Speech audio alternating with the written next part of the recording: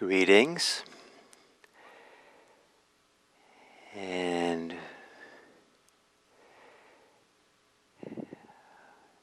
welcome to this meditation session that we will share together. And I'm a little bit fond of the word conspiracy in that the root of the word comes from the word breathing, or like respire.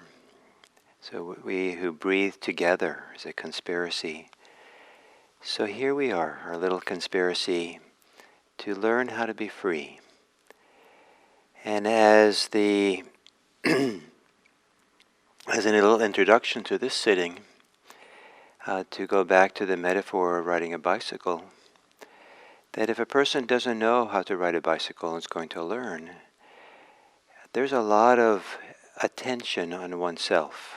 The bike really tracking one's balance, tracking all the different things that have to be done with the feet and the hands, the positioning of especially the front wheel, and learning how to turn and what way you turn the handles to turn the bike. And there's a lot of things, and it's wobbly and awkward. And if a person who's learning to ride the bike is focusing on the squirrels running around the trees, they're probably going to fall over. They don't know how to hold the balance and all that.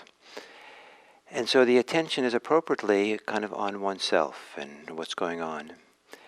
And then as they become more skilled at riding the bicycle, there doesn't need to be as much attention on themselves, and it becomes still maybe a little bit here.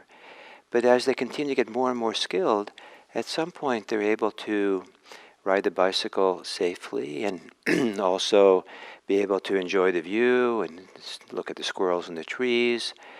And it becomes second nature to ride a bicycle.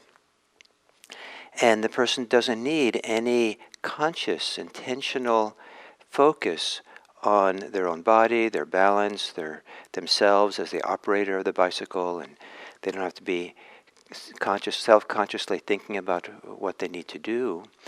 And the whole realm of focus on oneself falls away. And in fact, part of the joy of riding a bicycle and the ease when it's second nature is that so much of self-concern can drop away. And a whole different dimension of being, of life, of being in the environment around you opens up that can't open up for the beginner who's so self-consciously or intentionally focused internally. And this metaphor of being able to be in life with self-consciousness falling away works very well for growing up. That as we grow up, there's times when it's very appropriate to have a lot of attention here and learning who we are and how we are in relationship with other people.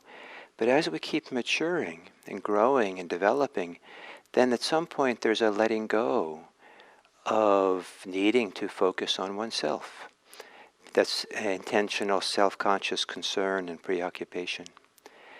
And meditation practice, as it develops and deepens, can be seen as enabling or supporting this continued maturation as an adult or as a human being, where self-conscious focus on oneself, it's intentional tracking every little nuance of how we feel and our judgments and beliefs around it and expectations what's supposed to be there, begins to fall away because we can just it's second nature to be with the breathing, to be in the present moment, to ride the wonderful bicycle of mindfulness and be able to enjoy all the different things that arise and pass as we sit without reference to me, myself, and mine. And this can be seen developmentally as a growth, a maturation into appropriate maturation, into a whole different way of being than it can be when we're a beginner riding the bike, or a young child who's really needing to learn who they are in relationship to other people. So the topic of today's meditation is this idea of not taking things personally. Every time as you do this meditation, that self-concern, self-preoccupation, self-judgment arises, you don't have to get rid of it. You just say to yourself, there's more. There's more. So you don't get limited by that. You don't get caught by it. Just, there's more. And open to the wider aspect, the fuller aspect of who you are as a mature person, as a full person. Don't make yourself small by getting caught by the self-definition. They'll happen, of course. The self-judgments, the self-expectations, the measurement, this is happening to me. Make yourself more. And one of the ways to do that in meditation is that whatever arises in meditation, so like say that you have a pain in your knee, don't say it's my pain. Just open and say the pain. If you're feeling sad or angry, don't say that I'm angry or I'm sad. Just there's sadness, there's anger. And kind of open wider than that. Any ways of limiting yourself with the concepts of thinking me, myself, and I. Just keep saying more. There's more here. That way you don't have to let go of it, but you also don't have to be limited by it. So to take a meditation posture and spend a little bit of time focusing on the posture and maybe moving around in a way that feels nice for you. Kind of nice way of being in your body and moving your shoulders. And it's a way that feels good for the body. And maybe rocking back and forth. And then gently closing your eyes. And with your eyes closed, let the attention be inward in the body. And establish a body posture that feels balanced. That feels that things are somewhat in harmony or aligned within you.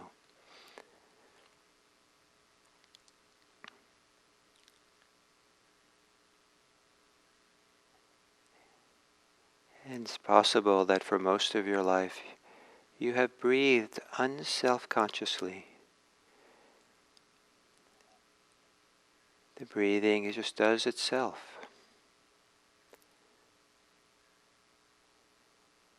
Perhaps becoming aware of the edges of your breathing, the edges in your body, where the sensations, the outer edges of the sensations of breathing in your body.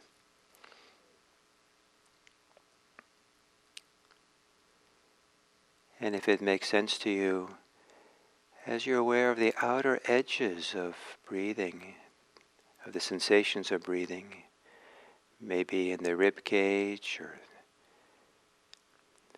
the sides of your rib cage, deep down low in your belly, there's back rib cage.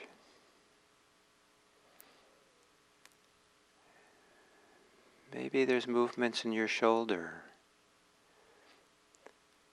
And gently, if it's possible, be aware of that with the edges of your awareness. Kind of the peripheral awareness. So there isn't a tight attempt to be laser focused on anything. There's a soft focus, open focus.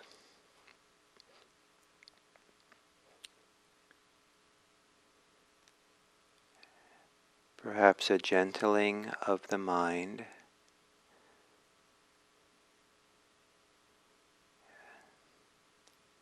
And perhaps there can be a softening of any tension or pressure associated with being the agent, the doer,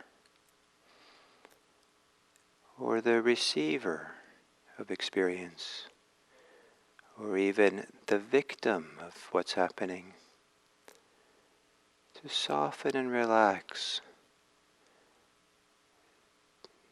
There's always more, wider.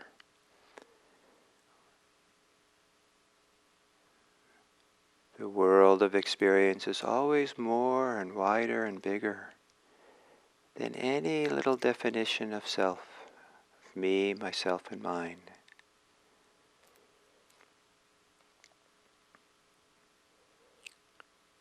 And perhaps being again with the experience of breathing.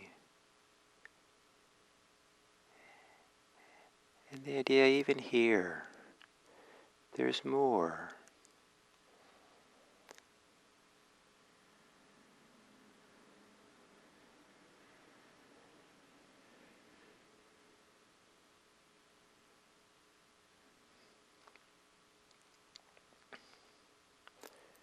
A more that allows you to open up more to the body breathing.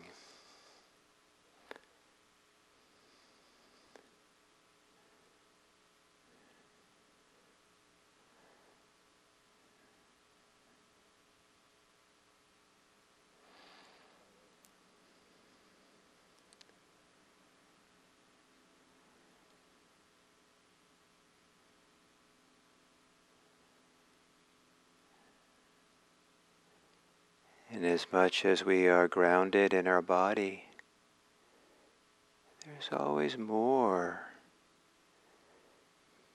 The eyes closed, the body has soft edges to the environment around.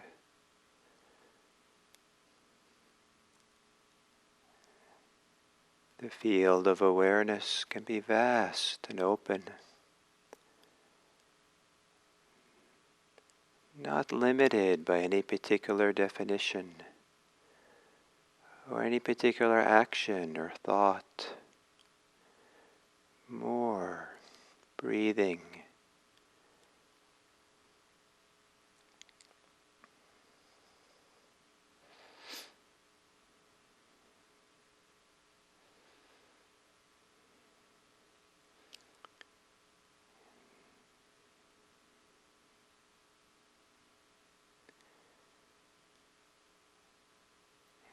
There's always more beyond the edges of what you're thinking. Thoughts themselves occur within a vast field of more. Beyond the edges of your thoughts, there's a wonderful openness available to you, a quiet, stillness, spaciousness.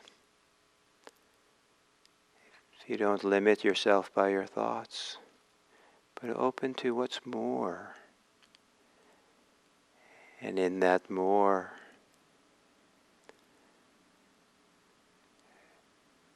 perhaps the experience of breathing can in some kind of way expand outwards, open up into this vast more.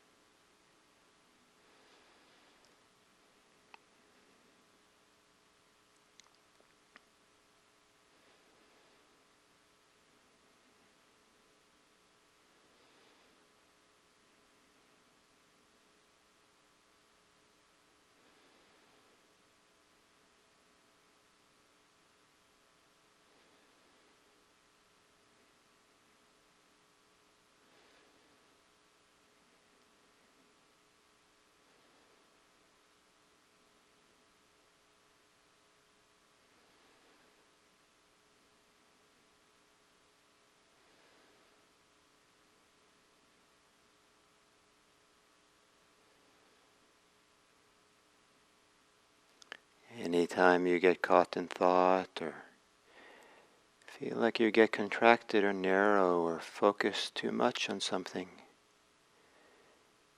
you might say more. And open.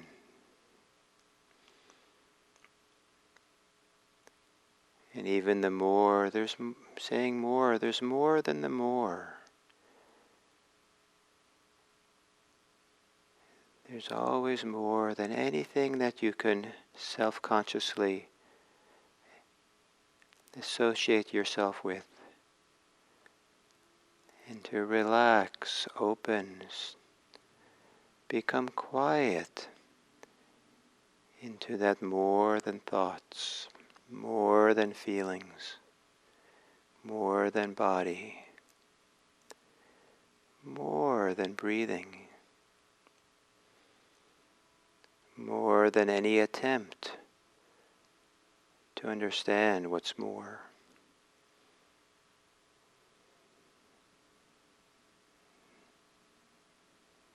The more that is felt as you relax and let go.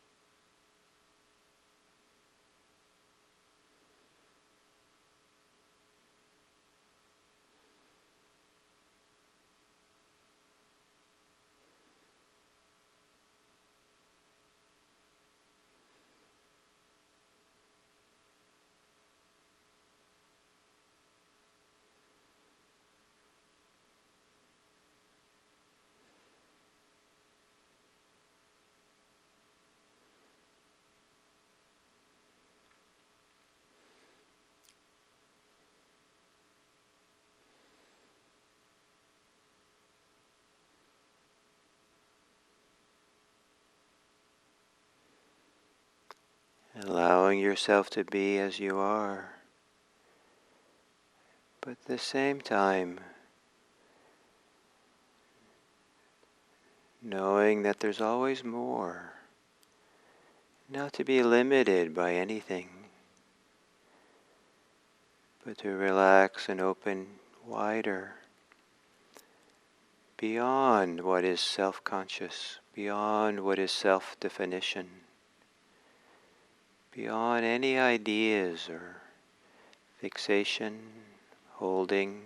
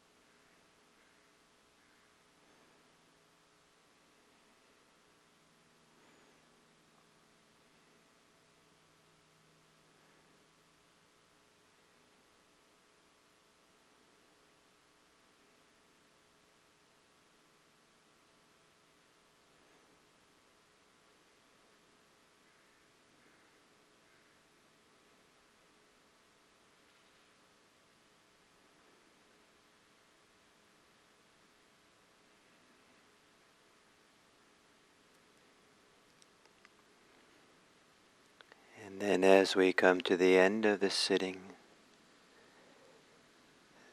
that the more, there's always more, is an opening up into a wider world, is opening up beyond any limitation of our self-definition or the resistance and walls we put up. And there's also the more of our actions, the relaxed and open, the more that's a channel, it's a vehicle, it's a means with which how we feel and think and do for others can flow. The more that opens to the world of others, so that our open heart and our open mind and our open hands